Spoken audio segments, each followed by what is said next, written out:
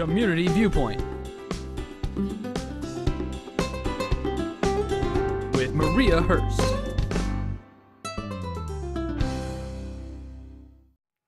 Good evening. Welcome back to Community Viewpoint. Last week we had a very special guest. She is once again with us. We are just continuing our interview because it's so much important information from Miss Carla Camarillo. Once again, hi. Hi. Thank you so much for still sticking with me to continue your really, really inspirational story. So last week we had got up to the point of the story where the doctors had told you what your course of action was. You had decided to go with an alternative treatment. That was August 2015. Tell me about the progress. What happened from there? Sure. Well, first, we kind of went from here to Palm Springs to visit some doctors there. Then we went to California, visit doctors over there. So we were traveling around quite a bit. And finally, I did a lot of research. So I started trying to figure out how to stay in Nevada for my treatment. Because most of the alternative treatments that I was seeking were either outside the country or in another state. So, and I couldn't just leave. I needed to keep working. So I decided to try to figure out my own protocol. I did research, I put something together, and then I found a homeopathic doctor in town that helps me with, IV infusions, things like that. Okay. So I started those different protocols, and we're talking about maybe August, maybe September. I mean, I did start one of them around the middle of August, but 3 months later, after starting those protocols and saying no to everything they were trying to throw at me, including chemo, which I told them I didn't want, basically, I went back and did a scan. And this CT scan, although not as accurate as a PET scan, right, showed that the tumor had shrunk by 1/3 in only 3 months. That's amazing. That's huge. That's huge. That's amazing. So I had new hope. I kept going, just doing the same thing I was doing. And again, if you go to my website, you'll be able to find out exactly what I did.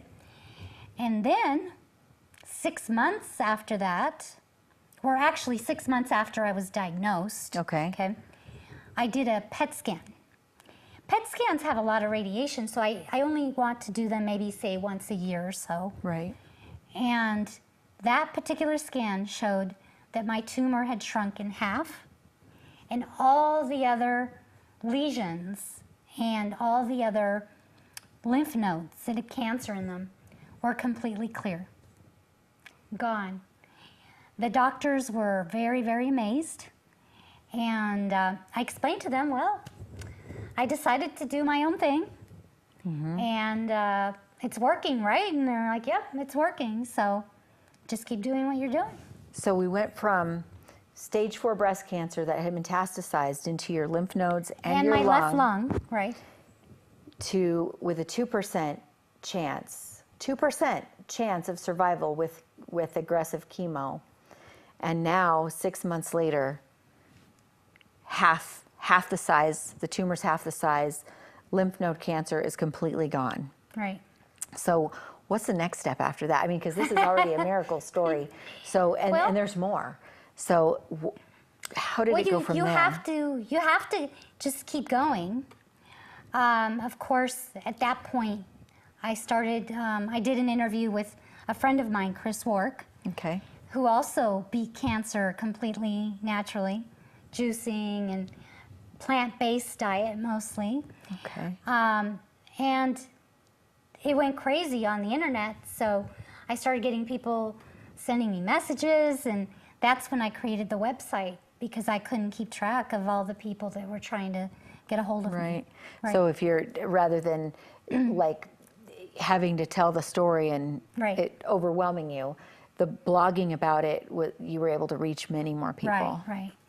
And it's very interesting because I get a lot of emails, phone calls, and people ask, you know, well, why do you think that you got cancer?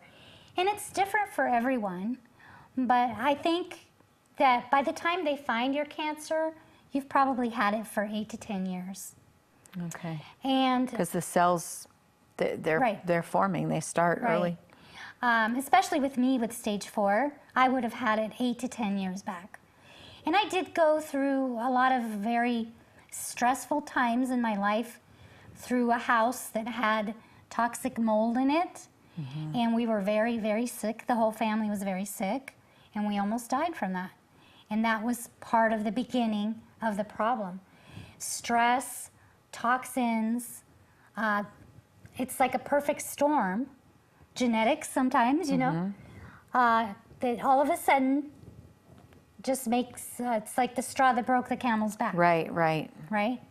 So everyone needs to look at their diagnosis of cancer, if they have one, or a friend or a relative, and ask themselves, well, how did I get to this point? Because once you realize that cancer can actually be a blessing in your life, because if you don't change the way you're doing things, it's just going to get worse. It's going to get worse. And being diagnosed with cancer, obviously I already had cancer, but being diagnosed with cancer saved my life because I was able to turn my life around. You can't just beat cancer or do chemo and beat cancer. And not change anything. And go back to your regular life, because it's going to come back. You know, and like I said, the chemo and things like that, they'll shrink the tumor, but cancer is a lifetime of struggles, and you have to stay on top of it. And now, what's happening now is I'm doing some very exciting research, including using myself as a guinea pig. Right. And right now, it's still a big secret, but pretty soon it'll be on my website, and I'll be able to help people to show them other things that I've done, and possibly they can talk to their doctors about it. And maybe in their country or in their state, they'll be able to do the same thing. It's really nice that there's more people, and I mean, your story it's a miracle. It's awesome. And I think that the more we get out there, that prevention is, like you said before, a cure is great, but if you can prevent from even getting it, that's great. And another thing I want to mention is that it's never too late. It doesn't matter. I just got a phone call today. It doesn't matter if they'd said, okay, it's time for you to go to hospice. You're still alive. You don't have an expiration date. A doctor can't say to you, hey, you have 6 months to live or a year to live. They don't know that. Well, they gave you 2%. We're here almost 2 years later. So tell me about the tumors now. Where are they today? Well, I mean, the tumor's still there because there's no surgery. I didn't have any surgery. But this is the lung you're talking about. No, it's the breast. Okay. The tumor, the main tumor. Okay. Right. And it's going to take a long time for my body to break it down. Possibly, maybe in the future, maybe I'll have surgery. I don't know. Maybe I'll do something different. We'll see. But it's the shrinking. main thing is it's under control. I've got it under control, and that's what's important.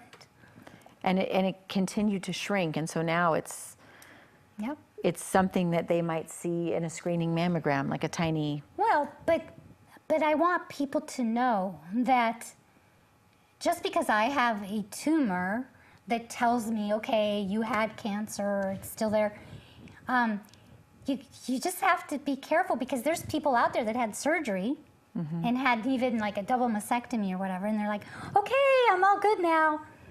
You can't do that. There's still circulating tumor cells. So you need to make sure that you follow some sort of plan to stay on maintenance so that you don't get cancer again.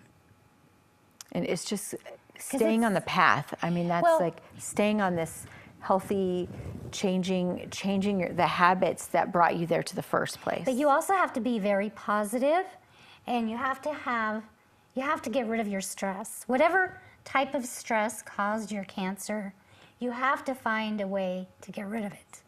And environmental factors are stress. Yes. That's huge You have stress. to clean up your environment, clean up your house, clean up your diet, clean up your relationships. You know, you have to live differently. Obviously, it doesn't work. When you have cancer, something's not right.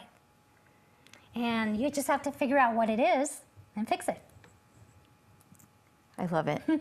I love it. So everybody's going to go to cancerwarriorclub.com. You're going to sign up for the Fast start checklist. the fast start checklist and the why can't I think of the newsletter? Yeah. There are a lot of great recipes. Yeah, the recipes. I love the Videos recipes that you'll get. And on there's different- so much. There's so much on there. Yeah, on juicing, on what type of juicer to buy. And this is a trusted website. This is a trusted website started by a real woman. She is real. She is so inspirational. She's real. Sitting here, this story. I remember when you got diagnosed, and I remember I was crushed, like heartbroken, and I was like, what are you gonna do? I was like, I immediately I was like in a panic, you know. Sell your truck and get her the surgery, like right now. What are you gonna do? Right.